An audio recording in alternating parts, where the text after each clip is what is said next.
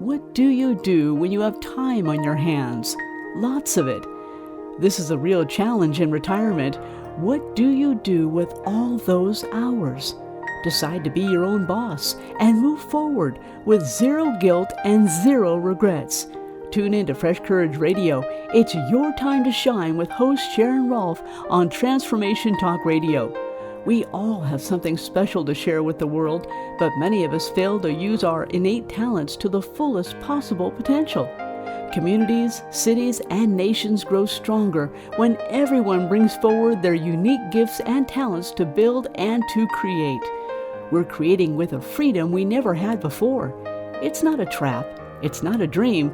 You really are free. Time is your key to unlocking a life kept in waiting. Let's get started. There's no time to waste on Fresh Courage Radio with Sharon Rolph now.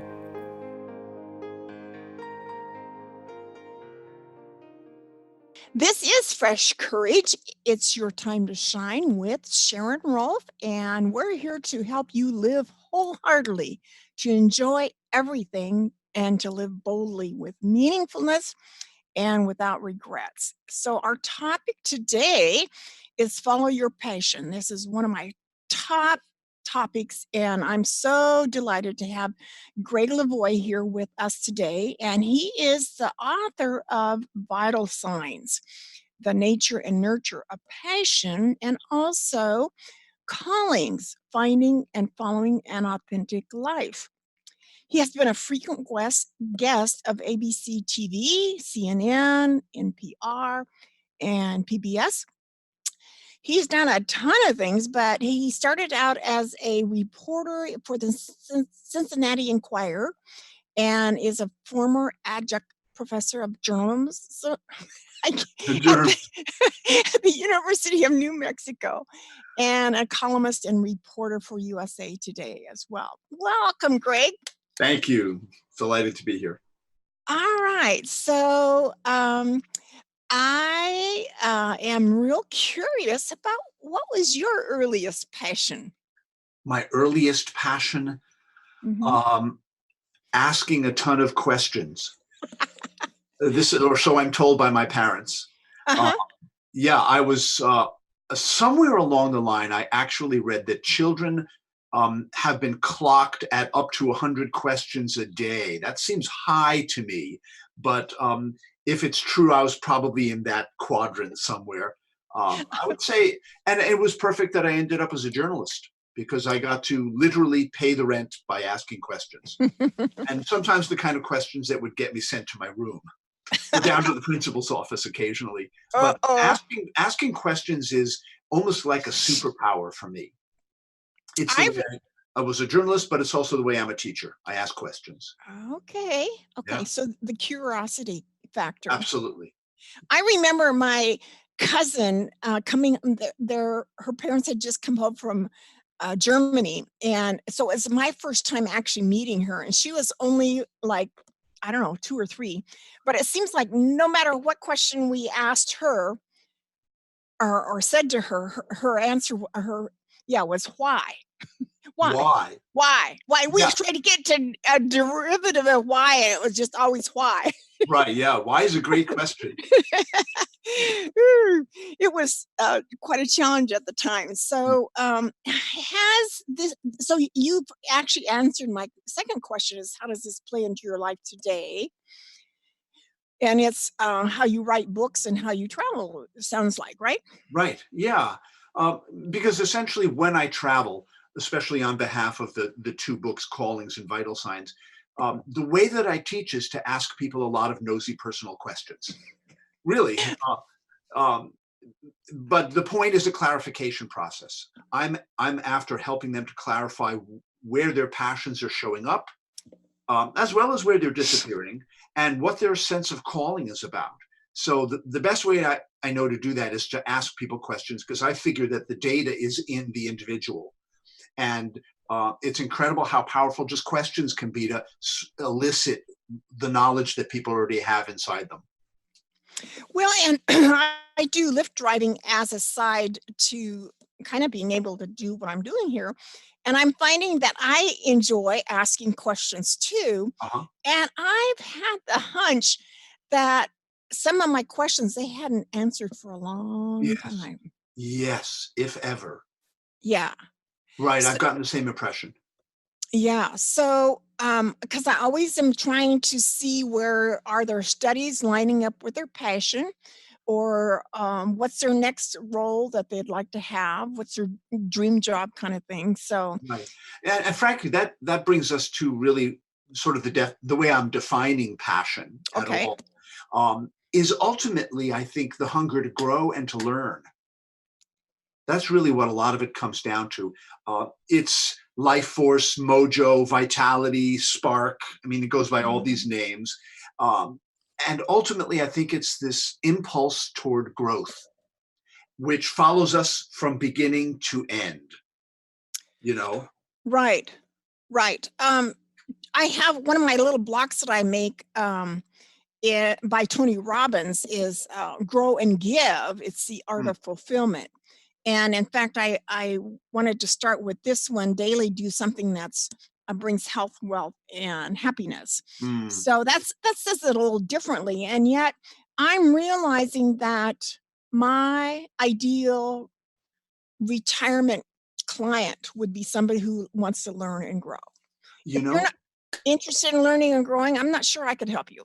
right, right. No, you've got to have that for yourself as the incentive. So in the last since Vital Signs came out, and I'm not quite sure why this is the case, I've been invited to all of these successful aging conferences. So you can Google successful aging conferences, and they go by a lot of names: positive aging, active aging, aging to saging conferences. So Yeah. there's this whole universe out there now of conferences for people who are like you just described, people who are in the what do they call it? The third age. Mhm. You've heard this term. So this is roughly late 50s on through into the 90s or so, and these conferences are filled with people who are hungry for the next adventure. Exactly, they're like this. They're front of the row types. They're sitting there with their notepads. They don't want to retire, move to Florida, and play golf.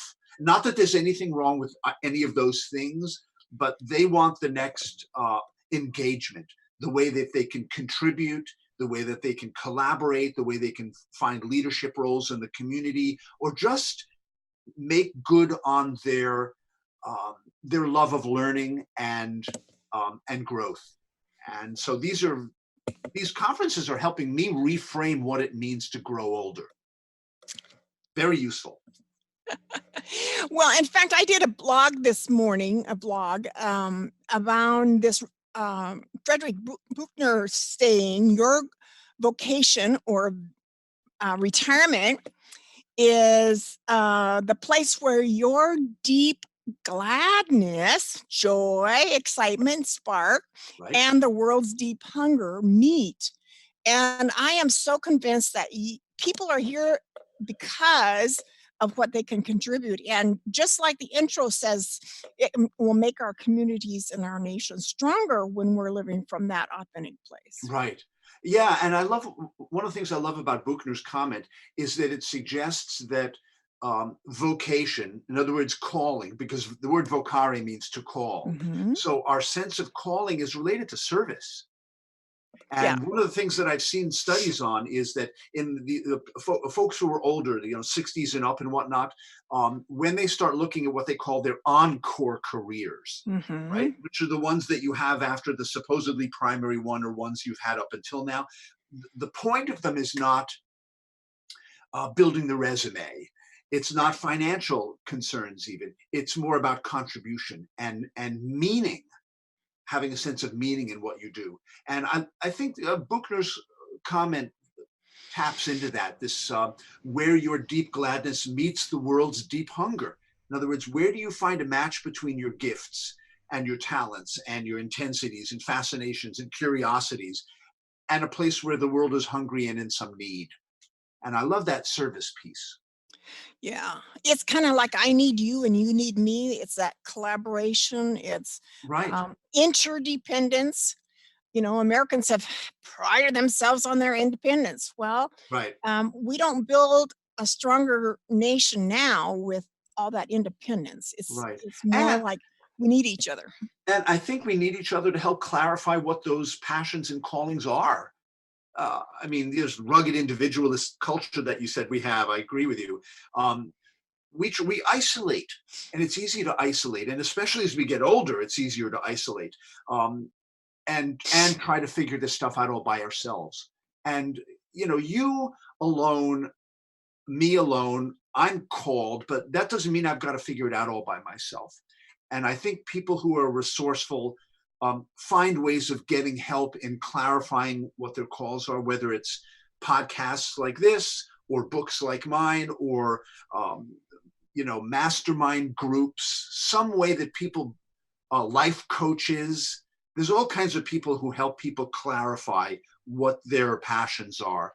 And I just think it's important to reach out and not isolate and find ways of getting other people to help you figure this out and move forward. Well, and Greg, I was struck by your book as how you write yourself into the story. And Sure. good actors do the same thing. They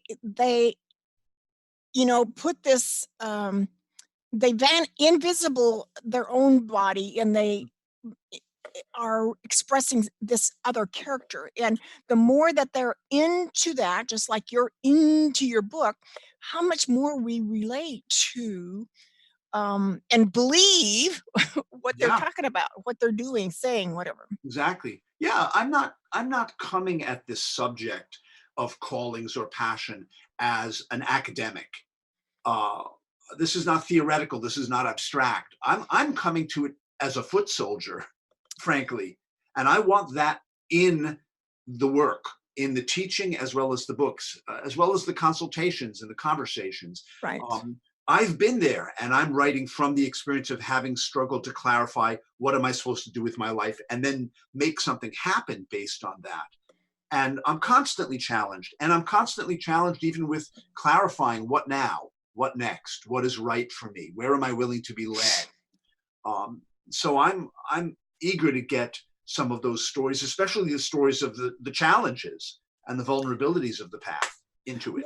Well, and I picked up on how you're reflective. I'm not sure America's all that good about reflecting, but Yeah, I went through this, and now that I'm looking back on it, here's what I think was at play, or what I was going to be learning and I didn't recognize at the time, or right. that whole grist for the mill of learning and Yeah, but you improving. see, I think you've hit on something critical. You've got to be willing to turn on the receiver, and hear what you hear from your own self or soul or spirit. Call it what you will. God, some people refer to as the source of the calls. But you've got to be willing to turn the receiver on and Mhm. hear what you hear.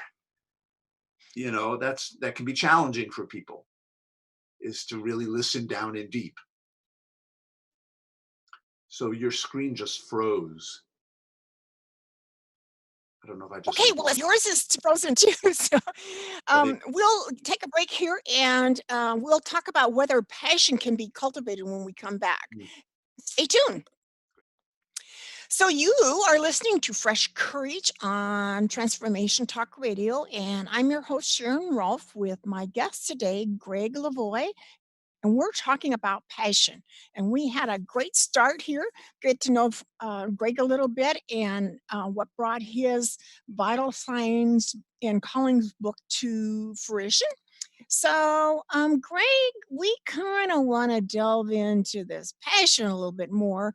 And do you think that passion can be cultivated? In a word, yes. Yeah, this is not one from the either you've got it or you don't department, in my opinion.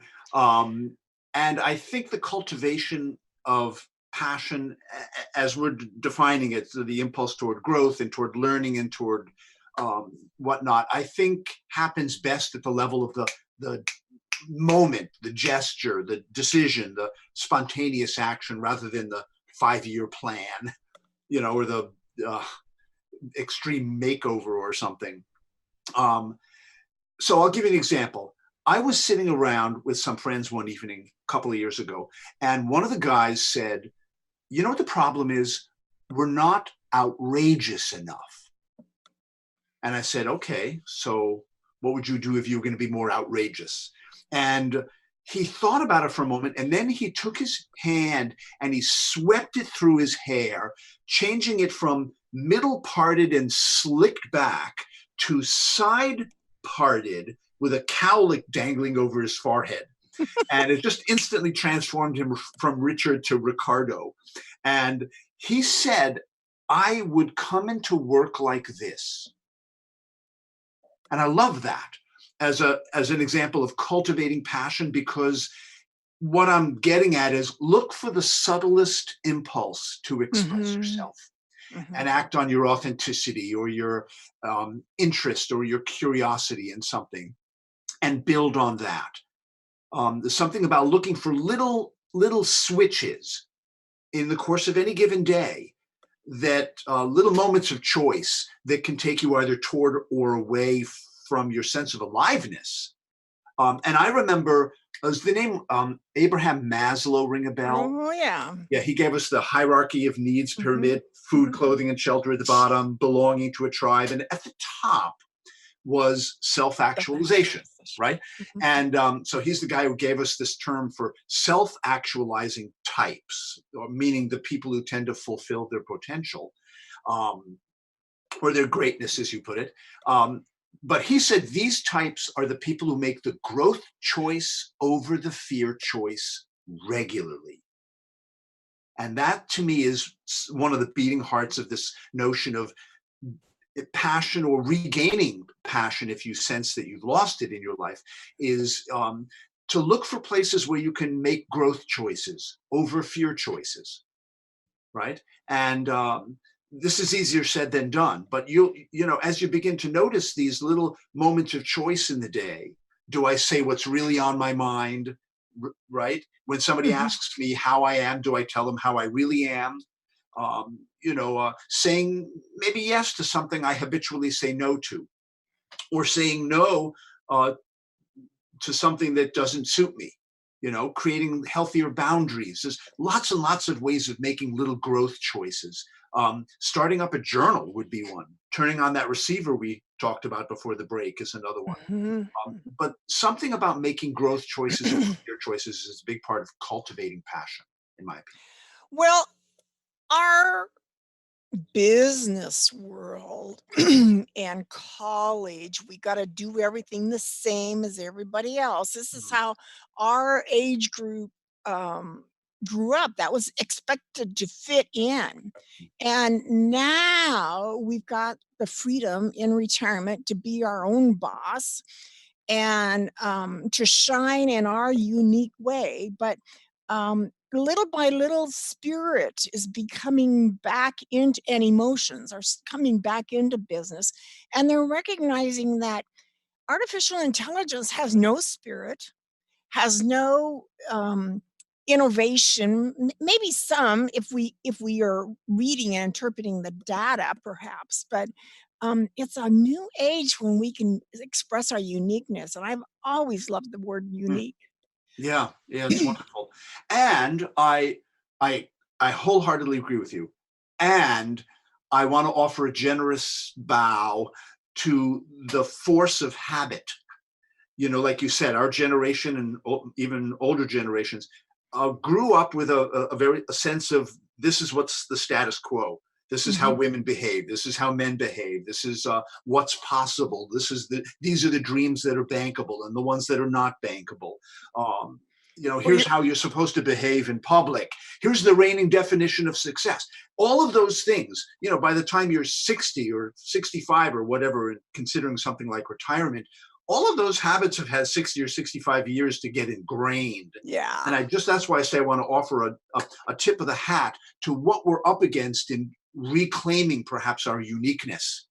We're continuing to claim our uniqueness against the forces of habit and constraint and propriety, and even the ghost of your parents in the back of your head saying thou shalt not whatever. And those are challenging. So in claiming our uniqueness and our vitality and our authenticity, our integrity, in the sense of being in integrity with ourselves, not moral Mm-hmm. integrity, we have to contend sometimes with those voices. And this is one of the reasons why it's good to have some kind of self-reflective practice, so that Mm-hmm. you're kind of developing the muscle of being in conversation with yourself, because those voices are going to come roaring up. Uh, Yeah, so one of the things I did last year, I had over the years collected various nice outfits to go out, and then I never went out, hmm, So I thought, so I actually figured out that a way to dress up perhaps could be volunteering at the symphony or theater, hmm, because people dress up for that, and well, they used to. Um, and now it's kind of, you see everything there, but, I was disappointed when, as a volunteer, I had to wear black and white. oh, So I thought, well, at least I could be outrageous with my there earrings, you or go. my scarves, or whatever. So, but it was interesting how I had to hear that desire and something that would bring me that gladness, in order to say, okay, what could be a step towards that that Right. would be Right. And one of the things that I do is I borrow this phrase from the brainstorming tactic. And brainstorming sessions are based on one primary question, and that is, in how many ways can I? So that a group will brainstorm for a focal person on, in how many ways can I, in this case, express my authenticity, right? hmm In how many ways can I take little risks in the course of an average day or week? In how many ways can I express love and compassion for people? Whatever the question is, the brainstorming phrase is really useful. In how many ways can I express my uniqueness? By the colors that I wear, or the things that I share with people, or the way that I dress. Um, and there's something about opening up the possibilities that I think is part of it as well. There it is. Explore the possibilities. Exactly. So that's how you cultivate passion, Greg? Well, that's one way I've done it many times over the years. I've made lists. In how many ways can I lists? And I'll try to check one off a day. Just Mm. check one off a day. Little hmm things that are manageable, not big things like, run for office or something, but little manageable things. It's kind of like a to-do list, but it's more like in how many ways can I express whatever it is that needs expressing, right? Uh, And it's done in a curious kind of way. yeah, exactly. And has me starting to look around for opportunities to express my whatever my passions are, looking for opportunities to do that and putting myself in those situations.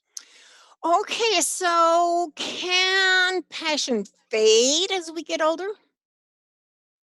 Oh, I think it does. I mean, I think it's not only in the nature of passion to fade, I think it's in the nature of nature to fade. hmm You know what I'm hmm saying? It's like, hmm I think scientists would call it the law of entropy. All right. And what the law of entropy tells us is that systems, any system under the sun, tends to lose energy over time unless you pump more energy into the system. All right. That's really one of the laws of nature. And I think passion is similar. Passion for anything, for a person, for a job, for a career, um, does have a tendency to turn into habit. And that is not as exciting as it was when it was new. But I think the law of entropy says a cup of coffee is going to cool down unless you reheat it. You know what I'm saying? And I hmm think that's the key, is find ways to reheat it. And you do it in a relationship, or in a career, or in just day-to-day life. The way you do it, if you were just bored generally, you try something new. hmm You inject a little bit of novelty into your life. And because novelty is a corrective. Novelty is a corrective for habit and routine, and some of the deadening routines that are just part of life that all of us have to do.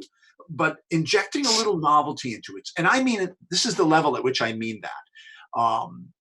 I mean, get up on the other side of the bed than the one you always get up on in the morning, or sit at a different side of the breakfast table when you have a meal.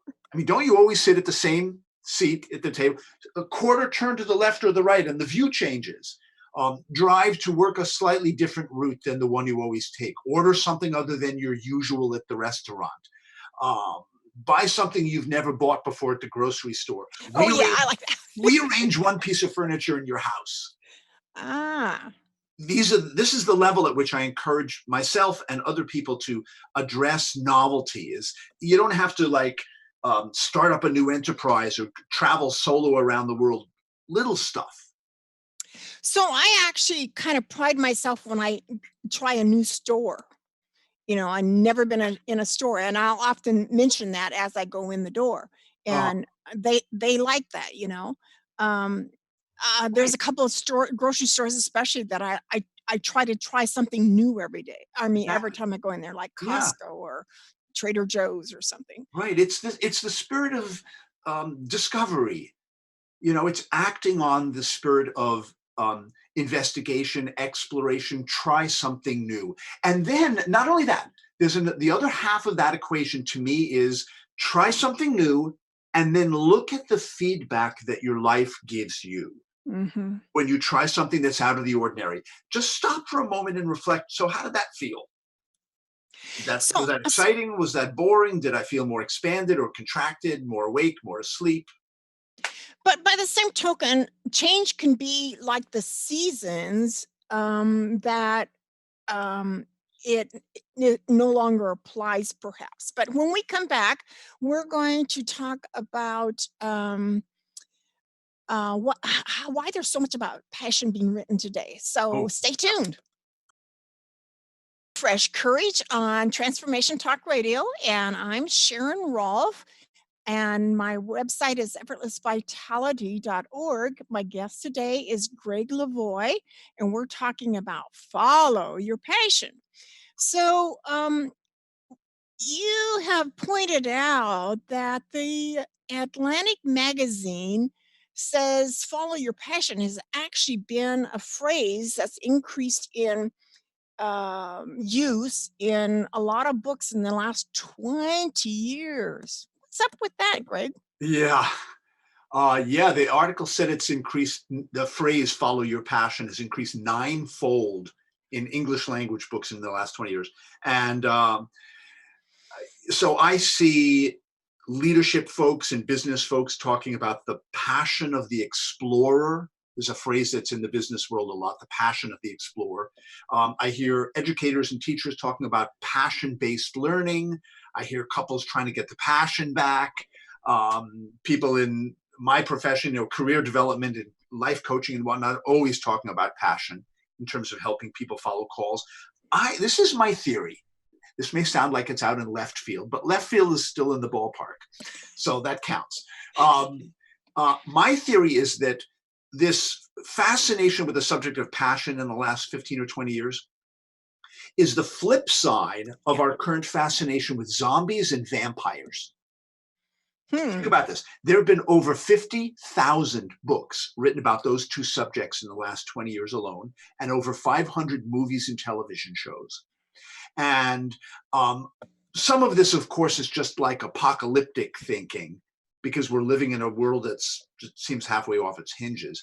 But I think that this fascination with zombies and vampires, these topics, is the flip side. It represents our collective fear of being sucked of our life force and left in a catatonic state.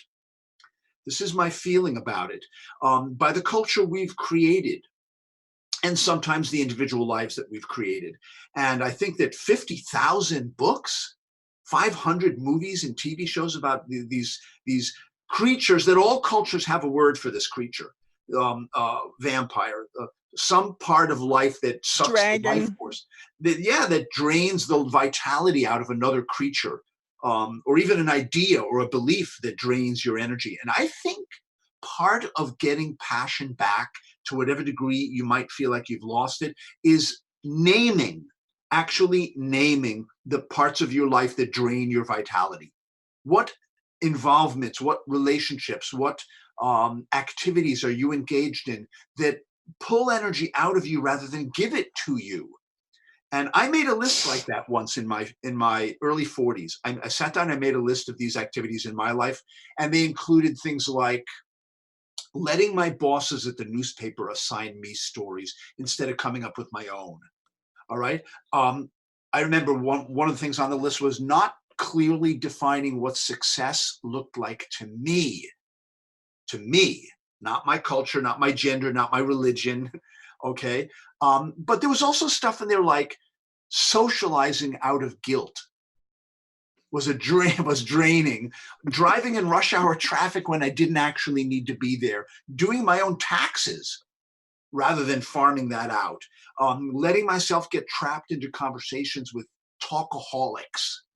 So all these things that were on the list were ways that energy and enthusiasm, if not passion, were dribbling out of my life. And it's good to figure out where you need to stop up some holes. So that's part of it is identifying what are the zombies, as it were, and the vampires in your life, and is there anything you can do about it? Well, I would venture to say it's also a way of us breaking out of that sterile business, shirt and tie thing. That follow your passion is, I want to be me, and fighting that giving me back my authority, maybe, Yeah, is yeah, maybe we need both of those on each end of the spectrum to come to this new place. yeah. I think you're right. I think we need both, and the both can be a number of different voices. We talked at the break about passion and security. That seems to be the primary drama in people's relationship to their vitality, is the struggle between the part of them that wants to follow their passion, their curiosities, their authenticity, and the part that wants to pay the rent. Oh yeah. The security piece, and security comes in a lot of forms. I don't mean to suggest it's only about money, but when people have, like, I do a lot of engagements in the college setting. I have an engagement called "Don't Just Declare a Major, Follow a Calling," and so I'm talking to the kids about one of the first big decisions of their young, independent lives is, what direction should I take a career? And when faced with that choice, at that point, most people seem to choose security over passion. Mhm. But passion doesn't go away. Yes. That uniqueness it will, in a sense, come back to haunt you throughout your life if you've really let it go. Um, and you can't just choose security and just put blinders onto the rest. You can't do it. Your life won't let you get away with that. So both of them need to be brought to the bargaining table to hammer out a treaty that's going to work for both of them. You need both security and passion in your life. And when it gets to be really mismatched, you need to work on balancing that out, I think. So I see a piano in the back. Do you also play piano? Yes, good eye. Yes, I play the piano. Right. And And that, and that adds to your vitality, right? oh, it's one of my great passions. And it's a nice balance to the very thinky profession I have as a writer. It's a good balance for me. So I've played the piano since I was a kid, and it's therapy, it's creative release. It's a critical part of my life.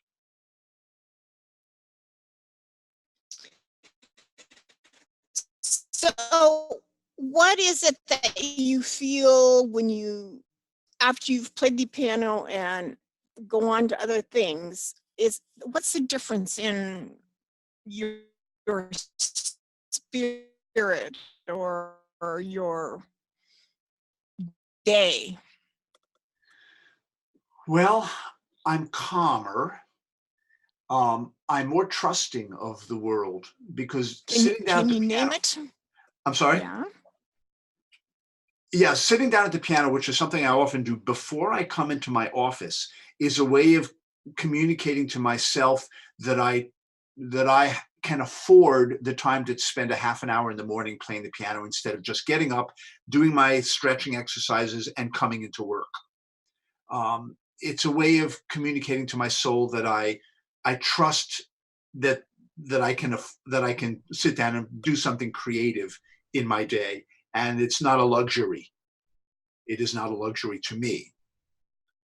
So it's a reinforcement. Absolutely a reinforcement, and just a pleasure to be able to sit down. And anybody who does any kind of creative work knows this, the pleasure of being able to create something that didn't exist in the universe 10 minutes earlier, whether Yeah. it's a poem or a photograph or a painting or music. I just love that. Okay. So, what dangers are there in suppressing and denying passion in our lives, Greg? Well, I think we touched on this.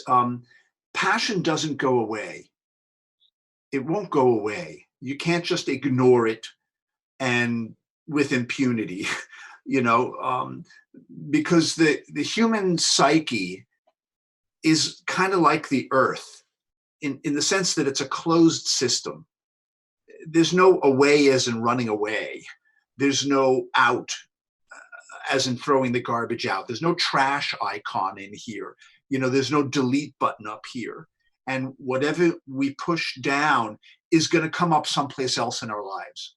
So, this is Sharon Rolph on Transformation Talk Radio, and you're listening to Fresh Courage. It's your time to shine, and my guest today is Greg Lavoie, who's written both Vital Signs and Callings. And we are talking about um, why follow your passion has become such a hot topic in the last 20 years.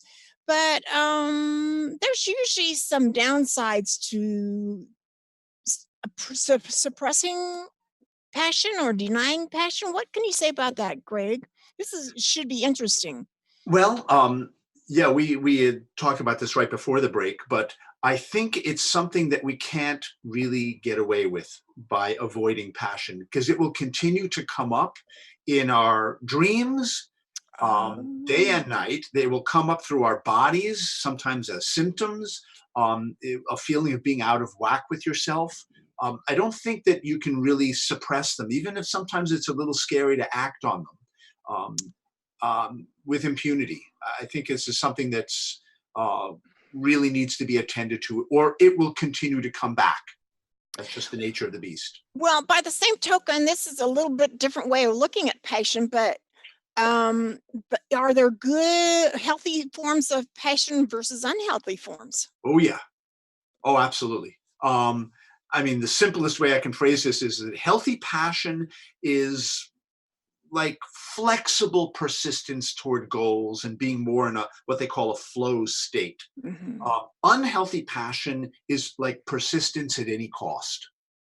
The passion's controlling you rather than the other way around. And frankly, your sense of identity or your self-esteem is all wrapped up in performance. So there's maybe it's the difference between good workaholics and bad workaholics, you know, Mhm. or the difference between being called and being driven. So there are forms of passion that are unhealthy. Um, and it's important to distinguish them. But I think primarily the kind we're talking about here is just about life force and engagement and doing things that you love to do, being with people you love to be with. Um, I mean, those are really the kind of passions I'm trying to focus on. So unhealthy forms might be taking energy rather than giving energy. Well, unhealthy. You see, the thing about unhealthy passion is that there's lots of very successful people in the world who are trading off health for productivity. You know what I'm saying? There are very passionate, successful people out there, passionate people who are very successful. Um, but I've seen a number of them who are willing to trade off their health for that success. That to me is a bit of a devil's bargain. I'm not Mhm. sure how well that's going to work out in the long term. Um, I remember reading J. Paul Getty, the multimillionaire from back in the day, as in Getty Oil and all that. He said, I hate and regret the failure of my marriages. I would gladly trade all of my millions for one lasting marital success. Now, he didn't feel that way while he was making all those millions. This is Oh, yeah. something he said toward the end of his life. Yeah. But there it is. There's that equation, that regret, that he spent all his time um, just obsessed with his work and not enough time cultivating his relationships, which when you look at all the NDE literature, near-death experiences, everybody comes back saying the same thing pretty much, that what really matters is not that you spend more time in the office, it's that you spend time with the people you love. That's the Mhm. most consistent report. In fact, I ran across Bronnie Ware. She's a hospice nurse in Australia. She wrote a book called The Five Biggest Regrets of the Dying. Number one was I did not live the life that really belonged to me to live. I lived the one other people thought I should live. They And I weren't think maybe, outrageous enough. yeah, that's right, perhaps. But I didn't cultivate my friendships was one of the five. I did not spend enough time cultivating friendships.